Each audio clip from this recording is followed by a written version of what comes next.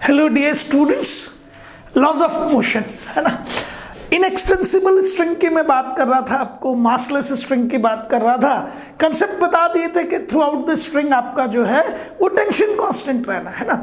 अब अभी तक आप हैंग कर रहे थे, लेकिन अब हम हॉरिजॉन्टल प्लेन पर बॉडीज को ट्रैवल कराएंगे, मूव करवाएंगे, और उस पर भी काफी सारे क्वेश्चंस आते हैं। अभी चूंकि प्लेन आपका स्मूथ रहेगा, we haven't gone for the friction. इसके बाद जब फ्रिक्शन पढ़ेंगे तब फिर ये सारी चीजें एक बार और रिपीट होंगी, तब आपका फ्रिक्शनल फोर्स भी आ जाएगा। उस समय आपका जो प्लेन होगा ना वो स्मूथ ना होके क्या हो जाएगा, रफ हो जाएगा। कंसेप्ट ये कि ही रहेंगे, कोई चेंज नहीं आना किसी भी तरह का। तो चलिए, this is going to be S. ये आपके पास में 3 बॉडीज हैं, आप फोर्स अप्लाई कर रहे हो बॉडी M1 पे F। ये आपका स्ट्रिंग 1 है, ये STR1 है, स्ट्रिंग 1 है, और ये STR2 हो गया ना। और मैंने आपको ये कह रखा है कि ये दोनों की दोनों जो स्ट्रिंग्स हैं वो इनएक्सटेंसिबल है, खींची नहीं जा सकती। इनकी लेंथ क्या है, कांस्टेंट है, और ये मासलेस भी है। ये राइट फ्रॉम द बिगिनिंग में कह रहा हूं। तो आपको ये पता है कि जब इस स्ट्रिंग का लेंथ कांस्टेंट है, इस स्ट्रिंग का भी लेंथ कांस्टेंट है, तो जितने टाइम में ये बॉडी जितना ट्रेवल करेगी, क्योंकि ये तो लेंथ फिक्स्ड है, तो जितना आगे ये बढ़ेगी, ये जो लेंथ फिक्स्ड है उतना ही आगे इसको बढ़ा देगा, और ये लेंथ फिक्स्ड है उतना ही आगे इसको बढ़ा देगा। यदि मैं बहुत जिसे कहते हैं नटशेल में बात कर जाऊं ना, because the length of the string is fixed, ये बहुत इंपॉर्टेंट है क्योंकि ये इनएक्सटेंसिबल है। वरना यदि कई बार ये आपका जो स्ट्रिंग है इसकी लेंथ यदि वेरिएबल हो जाती, इनएक्सटेंसिबल ये स्ट्रिंग ना होके एक्सटेंसिबल हो जाता, तो फिर सारी की सारी सिचुएशंस बदल जाती। लेकिन because the length of this string and the length of this string is constant, तो ये पूरा का पूरा 3 बॉडी सिस्टम एक स्पीड v से ट्रेवल करेगा, एक वेलोसिटी v से ट्रेवल करेगा। जो वेलोसिटी m1 की होगी वही वेलोसिटी m2 की होगी, वही वेलोसिटी m3 की होगी, और इस पूरे के पूरे 3 बॉडी सिस्टम का एक्सेलरेशन भी कॉमन होगा। जिस एक्सेलरेशन से बॉडी m1 ट्रेवल कर रहा होगा, उसी एक्सेलरेशन से बॉडी m2 और उसी एक्सेलरेशन से बॉडी m3 ट्रेवल करेगा। तो एक जिसे कहते हैं ना कि कंसेप्ट समझ लीजिए, दिमाग में बैठा लीजिए कि if the bodies are connected through inextensible strings, then entire system of the connected bodies will travel with the same velocity and with same acceleration. The different bodies of the system will not travel with different velocities and different accelerations. ये इस system की जो connected bodies हैं, वो connected bodies different velocity से या different acceleration से travel नहीं करेंगी। वो सारी बॉडीज जो इस सिस्टम में हैं वो सेम वेलोसिटी से और सेम एक्सेलरेशन से ट्रेवल करेंगी। Do you agree with that? बात समझ आ गई आपको मेरी? चलिए एक कंसेप्ट को और समझा देता हूं। चूंकि सारा मोशन आपका हॉरिजॉन्टल है, हॉरिजॉन्टल का मतलब आपने ले लिया एक्स एक्सिस, वर्टिकल का मीनिंग है that it will be Y axis. तो एक चीज बिल्कुल क्लियर रखिए दिमाग में कि सर वर्टिकल एक्सिस के अलोंग मोशन नहीं है। Is that clear? Vertical axis के अलोंग आपका एक्सेलरेशन भी 0 है, वेलोसिटी भी 0 है। वर्टिकल एक्सिस के अलोंग ट्रेवलिंग ही नहीं है। सारा का सारा सिस्टम हॉरिजॉन्टल डायरेक्शन में means along the X axis travel कर रहा है। तो आपको ये क्लियर हो गया कि sir along the vertical motion नहीं है, along the Y axis motion नहीं है। इसका सिंपल मीनिंग जाता है कि हमारा वर्टिकल डायरेक्शन का नेट फोर्स, नेट एक्सेलरेशन 0 होगा। आपने ये देखा, ये मास m है, बहुत ध्यान से समझना है इसको। This is the mass m, force in horizontal direction is F। अब आपका मास m है, तो बिकॉज ऑफ ग्रेविटी mg तो वर्टिकली डाउनवर्ड लगेगा ही लगेगा, और mg वर्टिकली डाउनवर्ड आपका फोर्स ऑफ एक्शन है, और ये किसी सरफेस पे तो फोर्स ऑफ रिएक्शन, जिसे हम नॉर्मल रिएक्शन कहते थे, पूरा कंसेप्ट उसको पता है। दिस इज n, और ये दोनों के दोनों एक्शन रिएक्शन पेयर हैं, तो अपोजिट टू ईच अदर होंगे, इक्वल इन मैग्नीट्यूड होंगे। तो ये कंफर्म हो गया कि आपका n is equals to mg है, और वर्टिकल डायरेक्शन में अपोजिट होने की वजह से ये एक दूसरे को कैंसिल कर देंगे, और आप कहेंगे कि sir net force in vertical direction means net force in Y direction is zero. Y direction में नेट फोर्स कितना हो गया? जीरो। और नेट फोर्स जीरो हो गया, इसका मतलब एक्सेलरेशन जीरो, और एक्सेलरेशन जीरो का मतलब वेलोसिटी कांस्टेंट, मींस जो वेलोसिटी पहले थी वही वेलोसिटी बाद में रहेगी। तो इस डायरेक्शन में कोई वेलोसिटी थी ही नहीं, पहले भी वेलोसिटी जीरो थी और बाद में भी वेलोसिटी जीरो ही रहेगी। तो ये भी हम क्योंकि ये एक बार समझने के बाद में हर बॉडी पे बार बार ये काम नहीं करेंगे हम, वेस्टेज ऑफ टाइम है। तो आप जब भी हॉरिजॉन्टल मोशन देखें कनेक्टेड बॉडीज का, हॉरिजॉन्टल मोशन देखें कनेक्टेड बॉडीज का, तो आप बॉदर ना करें वर्टिकल फोर्सेस के बारे में। अब ये घबराए नहीं, सर mg नीचे लग रहा होगा तो फिर नॉर्मल रिएक्शन लग रहा होगा, जरूरत नहीं है, क्योंकि एवरी टाइम आपका नॉर्मल रिएक्शन और mg नलीफाई कर देंगे अपने इफेक्ट को, ठीक है ना। तो दूसरा कंसेप्ट गया कि motion of connected bodies in horizontal direction का जब क्वेश्चन आए तो मुझे mg पर और नॉर्मल रिएक्शन पर ध्यान नहीं देना है। क्यों? क्योंकि वो एक दूसरे को कैंसिल कर चुके हैं। Do you agree with me? चलिए, अब आप कहेंगे सर हॉरिजॉन्टल डायरेक्शन में तो अकेला एफ ही फोर्स है आपका और तो कोई फोर्स लग नहीं रहा, ठीक है ना।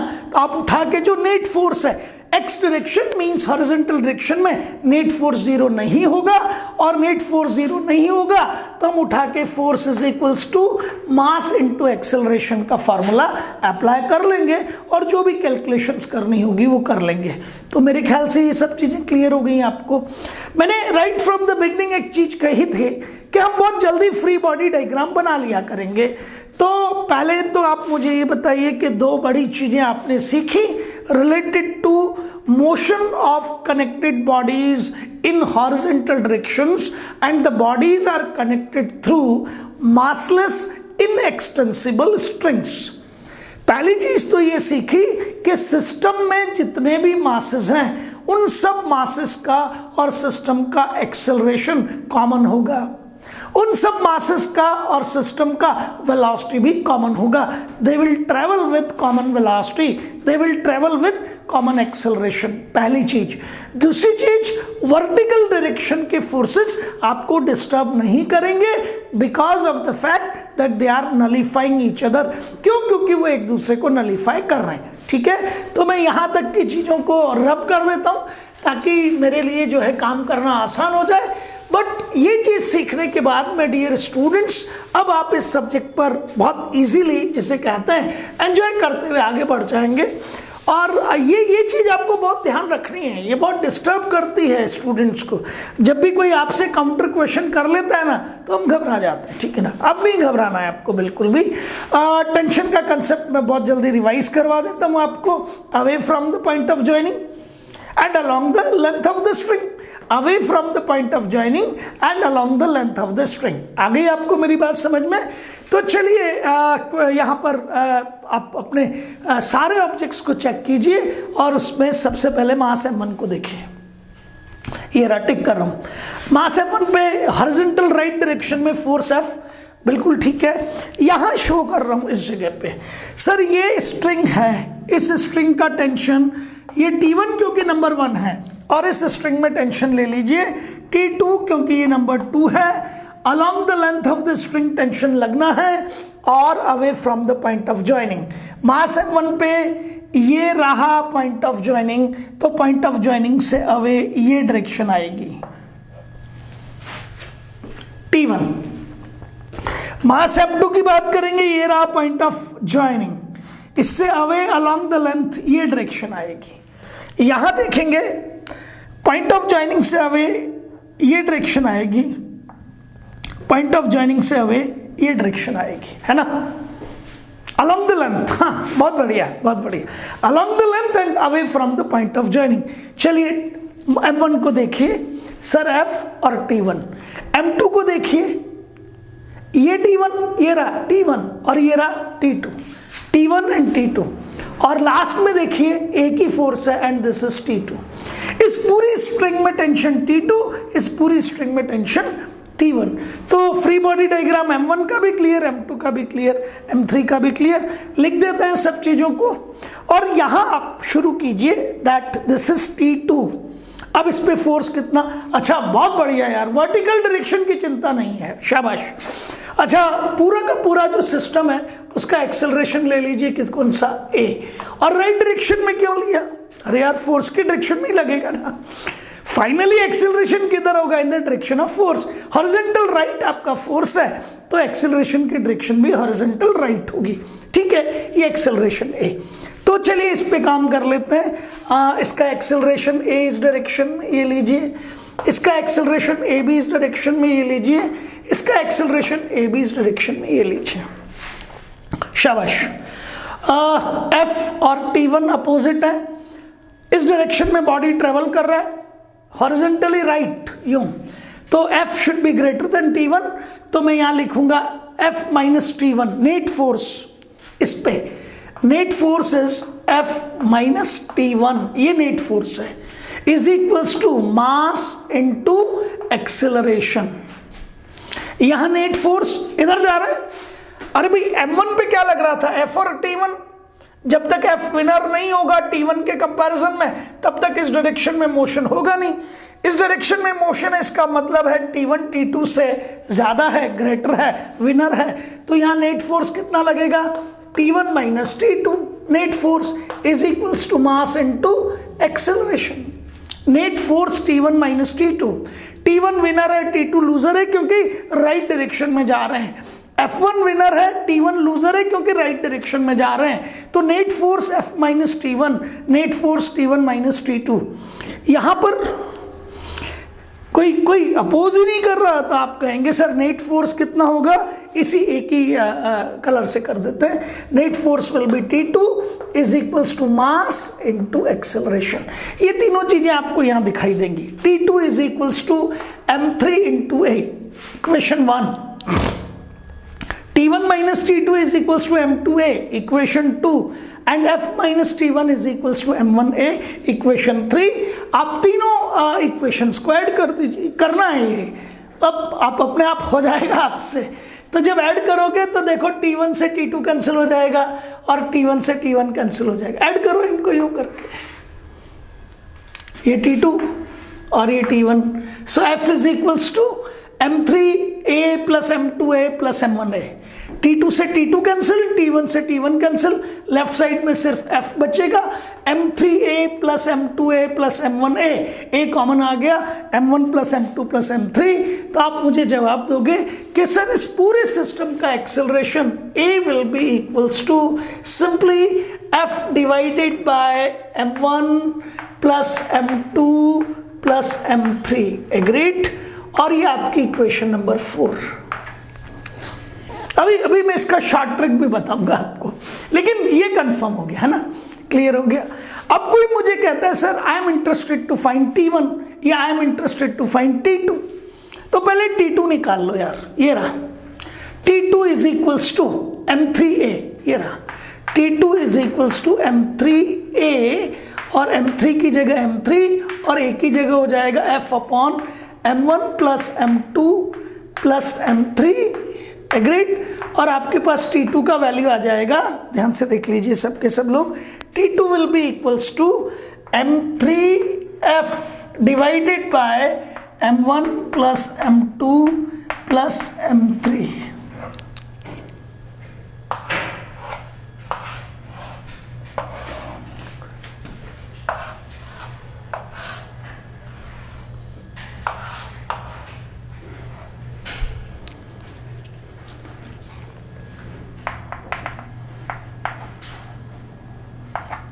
एग्री। अब बचा कौन, T1, तो T1 कहाँ है, वो रहा T1 minus T2, T1 minus T2 is equals to, ये रहा M2A होगा, M2A है ना, तो आप T1 निकालना है, T2 की जगह क्या लिखेंगे, minus M3F divided by M1 plus M2 plus M3 is equals to M2A, A क्या था, F divided by M1 plus M2 plus M3, ठीक है, सॉल्व कर लीजिए, ये इधर आ जाएगा आपके पास में F कॉमन आ जाएगा, तो आप उठा के कहेंगे सर F का जो वैल्यू आएगा फाइनली, बहुत ही बढ़िया, शाबाश, बिल्कुल, हाँ, क्यों, क्योंकि उनमें से आप देखेंगे ऊपर की तरफ तो बहुत इजीली आपको मिल जाएगी चीज, तो आपके पास वैल्यू आ जाएगा। ये इधर गया F कॉमन, तो LCM सेम है इसे, so T1 will be equals to F is common, ऊपर की तरफ क्या बचेगा आपके पास में, तो it goes out to be is M2 plus M3 divided by M1 plus M2 plus M3। ये आपके पास में T1 का फार्मूला बन गया, ठीक है ना। अब इनको इस तरीके से याद मत कीजिएगा, मैंने आपको पहले भी कहा था कि इन सब चीजों की एक शॉर्ट ट्रिक है जो हमने पहले भी इस्तेमाल की है, बाद में भी हम इस्तेमाल करते रहेंगे, लेकिन ये मैंने एक कैलकुलेशन पूरी करके दे दी आपको, है ना। But you want to view it, मैं भी पढ़ाना चाहता हूं और आप भी पढ़ना चाहते हैं कि आखिर हो क्या रहा है, तो आप उस बेसिक कंसेप्ट पे आइए। This is the mass of M3, agreed, ये रहा, ये स्ट्रिंग 2 है, this is string 2 and this is, ये तो M3 है, ठीक है ना बेटा। ये हो गया आपका M2 और ये हो गया आपके पास में M1, है ना, बहुत आसान, और ये फोर्स लग गया, that will be equals to F, ये कंडीशन है। अब पहले तो मुझे ये बता दीजिए कि यदि मैं आपसे ये कहूं कि फोर्स F नहीं होता तो क्या कोई ट्रेवल करता, ध्यान से देखिएगा, ये F है, ठीक है, इस F ने, ये लगाना बंद कर दीजिए, यहां से यूं क्रॉस कर दीजिए, इसको नहीं लगाऊंगा, तो कोई भी ट्रेवल नहीं कर सकता। और पूरा सिस्टम किस एक्सेलरेशन से ट्रेवल कर रहा है, ए, वेक्टर में यूज नहीं कर रहा क्योंकि एक ही डायरेक्शन है, तो F is carrying all the 3, तो आप उठा के कहेंगे सर हमारा जो F है वो तीनों को कैरी कर रहा है, तो F will be equals to M1 plus M2 plus M3 into A, और आप कह सकते हैं that A will be equals to F divided by M1 plus M2 plus M3, finished। अच्छा, यहां टेंशन कितना है इसमें, इस पे हटाइए, एग्रीड। तो ये जो आपका स्ट्रिंग 1 है STR1, ये STR1 M1 को तो फॉरवर्ड ले नहीं जा रहा, किसको ले जा रहा है, M2 और M3 को, और ये जो स्ट्रिंग आपका जो है 2 है, ये किसको कैरी फॉरवर्ड कर रहा है, देखो, तो आपने कहा स्ट्रिंग 2 कट कर दीजिए इसको, तो M1 तो ट्रेवल करेगा अभी भी, इसको कट करोगे तो M2 और M3 ट्रेवल नहीं करेंगे, तो स्ट्रिंग 1 किसको कैरी फॉरवर्ड कर रहा है, M2 और M3 को, और स्ट्रिंग 2 को कट करोगे तो सिर्फ M3 ट्रेवल नहीं करेगा, देखो इसको यहां से कट करो तो ये रुक जाएगा, ये तो पूरा फॉरवर्ड जाएंगे, है ना,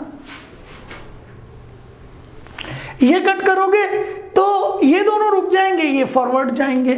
तो पहले बताओ स्ट्रिंग 1 का टेंशन किस किस को खींच रहा है, स्ट्रिंग 1 का टेंशन काटो, सर ये दोनों रुक जाएंगे, तो स्ट्रिंग 1 का टेंशन M2 और M3 दोनों को खींच रहा है, तो आप लिखेंगे T1 is equals to M1 plus M2 into A, means आप कहेंगे it is M1 plus M2 into A, क्या था आपके पास में, F divided by M1 plus M2 plus M3, और आपका एक तरीके से फॉर्मूला बना था M1 plus M2 upon M1 plus M2 plus M3 into F, ये लीजिए, आ गई बात समझ में। अच्छा मुझे बताओ इस स्ट्रिंग ने किस किस को कैरी फॉरवर्ड किया, ऐसे स्ट्रिंग कट करो, तो इसको कट कर दो तो ये बेचारा रुक जाएगा, अरे भाई रेलगाड़ी के डिब्बे हैं ना, ये ट्रेन बोगीज हैं, यहां से कट कर दिया तो ये बोगी रुक जाएगी, बाकी तो ट्रेन आगे जाएगी जाएगी, है ना, समझ गया आप मेरी बात को।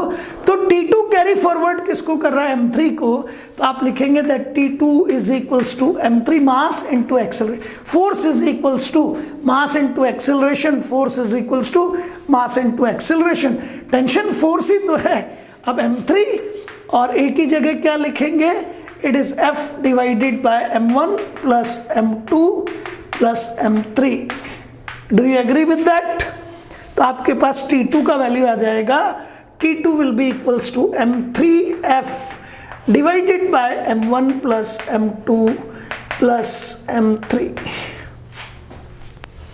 एंड ये T1 था। और आपको अपने आप फील आएगा that T1 is greater than whom there, T1 is greater than T2। अरे भाई T1 ने किस किस को खींच के लाना है, ये वाली स्ट्रिंग इन दोनों को खींच के लाती है तो टेंशन ज्यादा है, ये स्ट्रिंग सिर्फ इसको खींचती है तो टेंशन कम है, ठीक है। और ये F इन तीनों को खींचता है तो F का वैल्यू मैक्सिमम है। Is that clear? तो बहुत आसानी से आप टेंशन कैलकुलेट कर सकते हैं और आगे बढ़ सकते हैं। कई बार इन दोनों टेंशन्स का डिफरेंस पूछ लेता है, difference in tension of T1 and T2। अब जल्दबाजी में हमें याद नहीं रहता है या हमें उस तरह की आदत नहीं है तो हम फंस जाते हैं, बट आप फंस नहीं सकते। क्यों? क्योंकि क्वेश्चन करिए और आगे बढ़िए। चलिए क्वेश्चन करते हैं, जबरदस्त वाला, बहुत अच्छा लगेगा आपको, स्टेप वाइज करेंगे। तो I am just dealing with example 1, है ना। 1, 2, 3 kg मासेस बहुत पॉपुलर है, तो I am dealing with example 1। Agreed?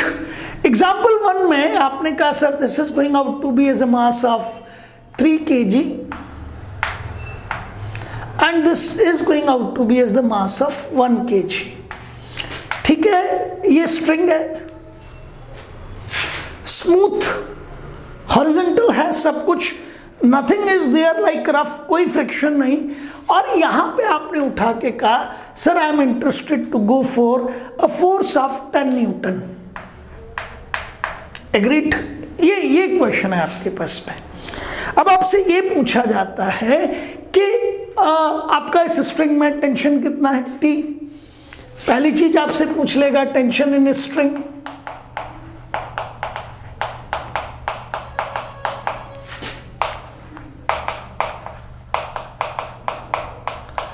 पहली चीज, ठीक है।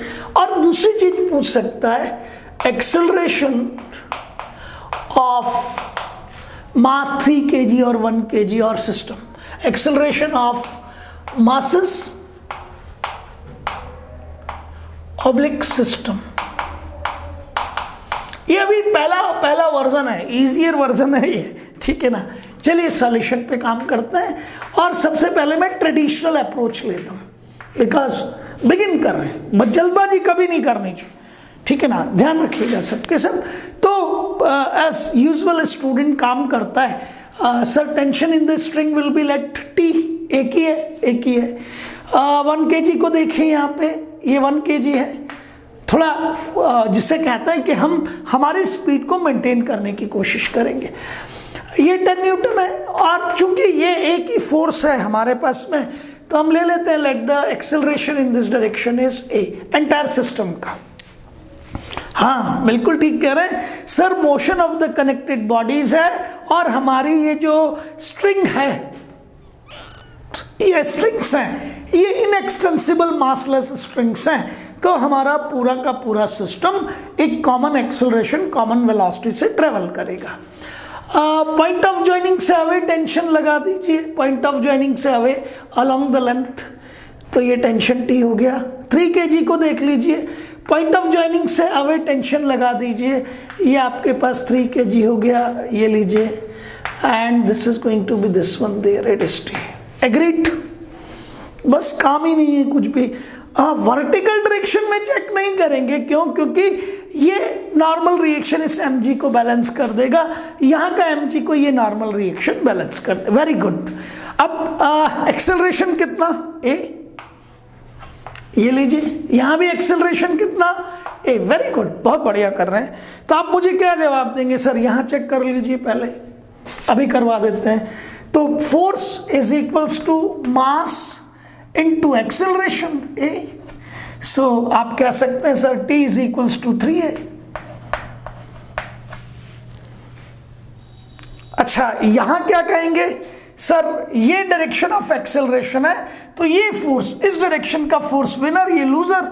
सो सर नेट फोर्स कितना? 10 - T इज इक्वल्स टू, बोलो जल्दी से, 10 - T is equals to mass कितना? 1 into acceleration A.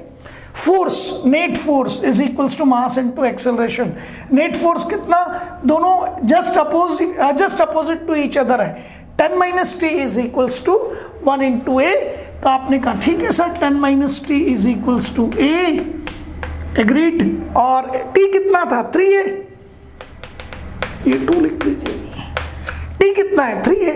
So 10 minus 3a is equals to a, 4a is equals to 10, and then you can say sir acceleration will be 10 by 4, it means 2.5 meter per second square। और ये acceleration है तो आप बहुत आसानी से मुझे जवाब देंगे सर टेंशन कितना आ जाएगा, 3 इंटू ए कितना है आपके पास में, इट इज 2.5। तो आप क्या बोलेंगे 3a, 3 इंटू 2.5, 25 दिया 75 हो जाएगा, इट इज 7.5 न्यूटन। ये टी है, ये एक्सेलरेशन है।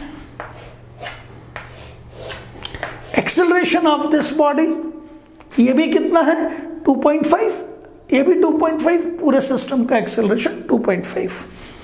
ये तो फ्री बॉडी डायग्राम बना के किया हमने। मेथड, जब हमें स्पीड लेनी है तो भी एक काम है हमारे पास में, मैं उसको भी आपको बता देता हूँ।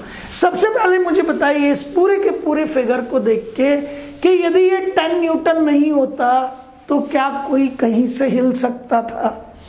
अब लगा रहा हूँ, तो मुझे बताइए 10 न्यूटन ने किस किस को ट्रैवल करने के लिए मजबूर किया, 1 kg को भी और 3 kg को भी। और एक्सेलरेशन कितना प्रोवाइड किया, a। तो 10 न्यूटन ने किस किस को घसीटा, किस किस को एक्सेलरेट किया, सर दोनों को, ठीक है।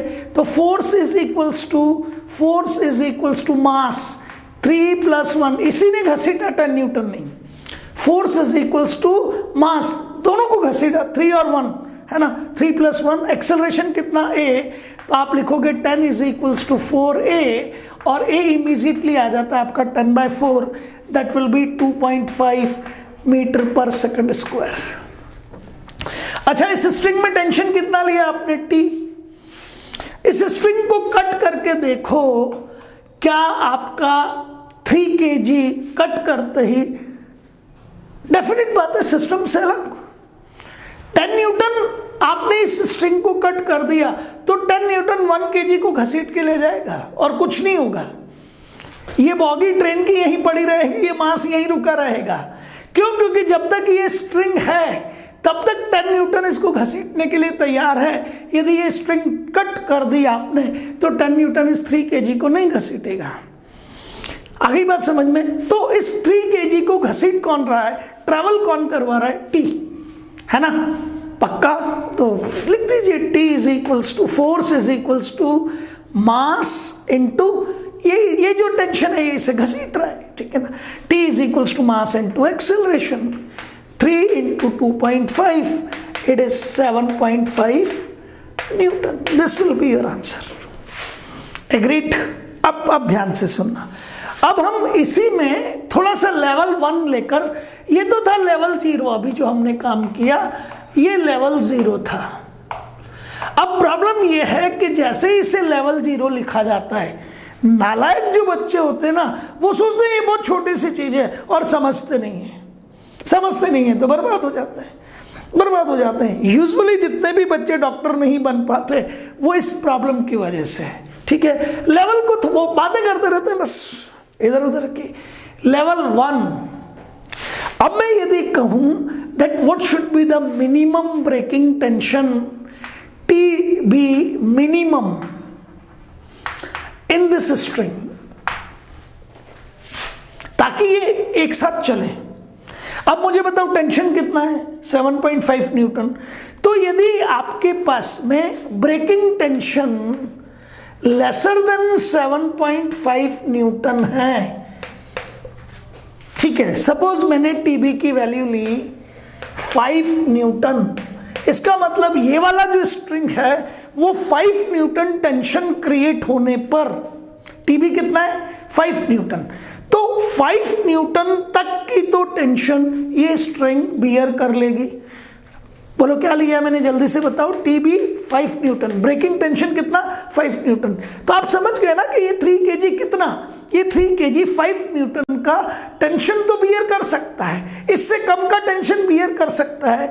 लेकिन जैसे ही tension greater than TB means greater than 5 newton हुआ, आपका ये स्ट्रिंग ब्रेक हो जाएगा और आपका ये जो बॉडीज हैं वो कनेक्टेड मोशन नहीं कर पाएंगी, टूट जाएगा, ये आगे बढ़ जाएगा, ये वहीं रह जाएगा। यस, तो अब मुझे बताओ कि इस स्ट्रिंग में कितनी टेंशन बर्दाश्त करने की कैपेसिटी होनी चाहिए। तो आप बताएंगे कि सर टेंशन जा कितना रहा है।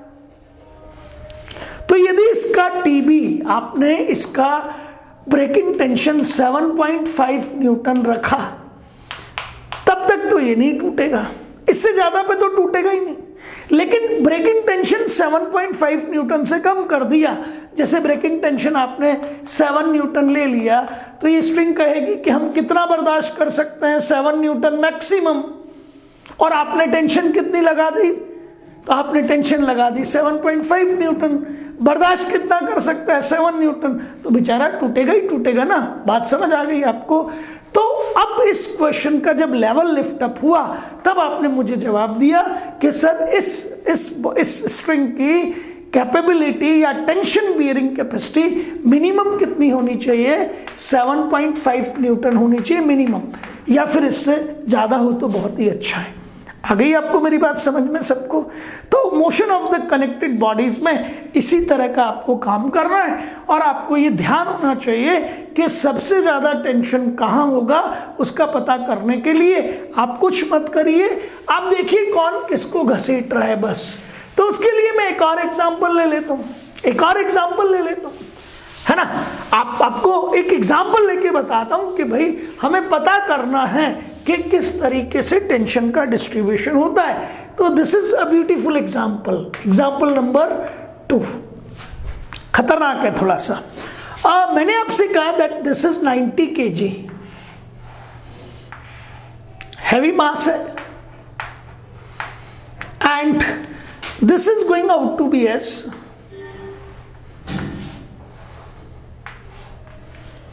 5 kg। 90 kg है, ठीक है, तो इसको ले लीजिए आप 3 kg,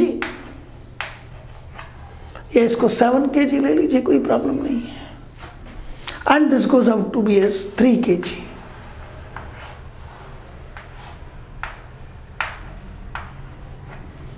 ठीक है, और यहां से आगे बढ़िए, and this is the force F। बहुत केयरफुली वॉच आउट कीजिएगा, बहुत केयरफुली। एंड ये फोर्स F कितना है आपके पास में, चलिए सारा कुछ व्हाइट कलर से कर देते हैं। This force F is 100 Newton. थोड़ा सा समझिए। तो एक तो पूछेगा दैट स्ट्रिंग 2 कर दीजिए, यहां टेंशन T2 कर दीजिए, स्ट्रिंग 1 कर दीजिए, यहां टेंशन T1 कर दीजिए। तो एग्जाम्पल 2 में क्या क्या पूछा जा सकता है, बहुत आसान सी चीज करने के बाद में, नहीं करोगे तो डिफिकल्ट है। एक तो common acceleration,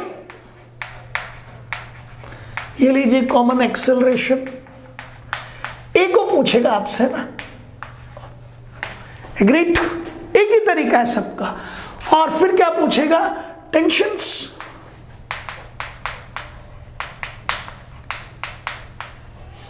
T1 and T2।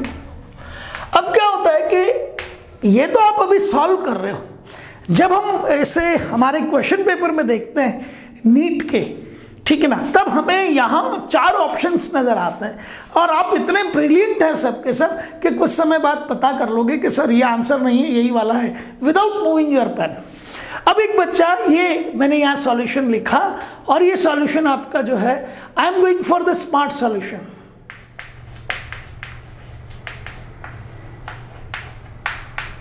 कई लोगों को तो लगता है यार T2 90 kg को खींच रहा है, तो ये तो बहुत ज्यादा होगा यार, है ना। पर आप ऐसा नहीं सोच सकते यार, ये 90 kg यहां लगा दो, यहां लगा दो, आपको सब चीजें पता है। तो आपने कहा यदि एफ नहीं होता, ये एफ हटाइए, ये लीजिए हटाइए, ये तीनों बैठे रहेंगे, तीनों, कोई भी ट्रेवल नहीं कर सकता। तो पहले बताओ एफ किस किस को घसीट रहा है? तो आपने कहा सर सारा खेल ही एफ का है, 3 kg सर, सबको यही घसीट रहा है। तो फोर्स कितना? 100 न्यूटन। किस किस को घसीट रहा है? मास इंटू एक्सेलरेशन। मास कितना? 90 + 7 + 3, तीनों को घसीट रहा है। लेट द एक्सेलरेशन इसे, फोर्स इज इक्वल्स टू, इस फोर्स ने किस किस को घसीटा? इन तीनों को। So force is equals to mass into acceleration. आप कहोगे सर ये हो गया 100 इंटू ए। तो आपके पास कैलकुलेशन बहुत आसान है, वो हमेशा ही आसान रहती हैं। 1 मीटर/सेकंड²। मीन्स एंटायर जो सिस्टम है वो 1 मीटर/सेकंड² के एक्सेलरेशन से आगे जाएगा, फॉरवर्ड जाएगा। ठीक है, अब आपको T1 कैलकुलेट करना है, ठीक है ना, बहुत ढंग से करिएगा सारा काम। तो आप यदि इस T1 की बात करोगे, इसको काट दीजिए। अब आप कहोगे कि सर ये दोनों ट्रेवल नहीं कर सकते, तो ये जो थ्रेड है, ये जो आपके पास में रोप है, ये जो स्ट्रिंग है, इसका टेंशन T1 किस किस को खींचता है? हम F ने तीनों को खींचा, T1 ने इन दोनों को खींचा, और T2 इसको ब्रेक कीजिए, ये दोनों थोड़ी रुकेंगे। इसको ब्रेक करेंगे तो ये दोनों तो जा चुके, ये रुकेगा। तो आपको ये क्लियर हो गया कि सर T2 किसको? 90 kg को खींच रहा है। T1 90 और 7 दोनों को खींच रहा है। तो force is equals to mass into acceleration, it is 97 into A, and it will be 97 into 1, that will be equals to 97 Newton. ध्यान से समझना, ठीक है। और T2 ने किस किस को खींचा? सर T2 ने सिर्फ 90 kg को, तो T2 is equals to mass कितना? 90 इंटू एक्सेलरेशन, A कितना है? 1, तो it is 90 Newton T2। Agreed? तो हमेशा ध्यान रखना कि आप ये अपना एक्सेलरेशन का डायरेक्शन है। T1 ने इन दोनों को खींचा, इसमें टेंशन ज्यादा है। T2 ने सिर्फ इसको खींचा, इसमें टेंशन कम है। तो ये मत सोचना कि T1 सिर्फ 7 kg का टेंशन है। नो, 7 + 90 दोनों का टेंशन है, जबकि T2 सिर्फ 90 का टेंशन है।